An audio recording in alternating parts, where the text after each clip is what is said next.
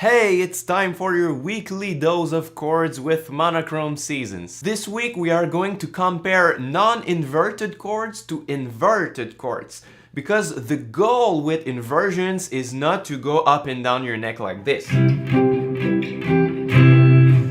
First of all, it's not very musical. Second of all, it's not very logical. And the goal with inversions is to find closest voicing so you can stay in the same area of your fretboard and you don't have to change notes that often. So now we are going to study the sound of a same chord progression played with non-inverted and inverted chords.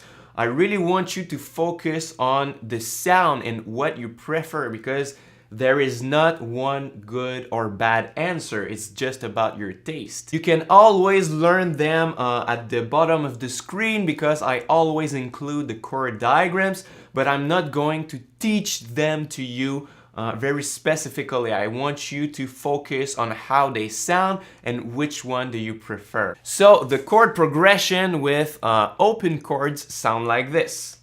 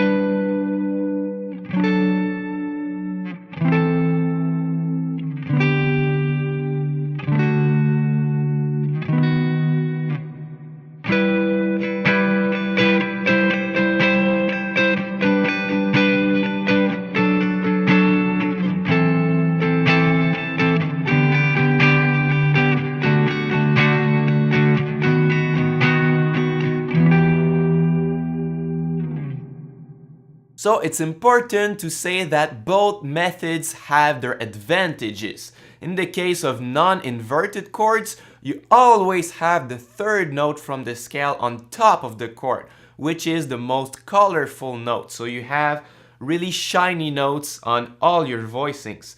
But for non-inverted chords, you have movements that make a lot less jumps and you notice more when just one or two notes changes. So in the case of the first two chords of our progression, E minor and C, you hear that there's really one note that changes. But when you do non-inverted chords,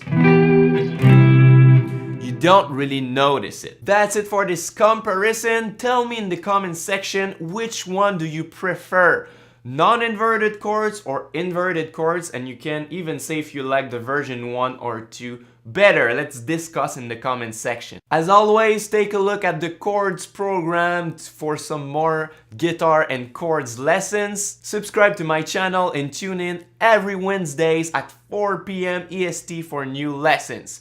And until next time, au revoir!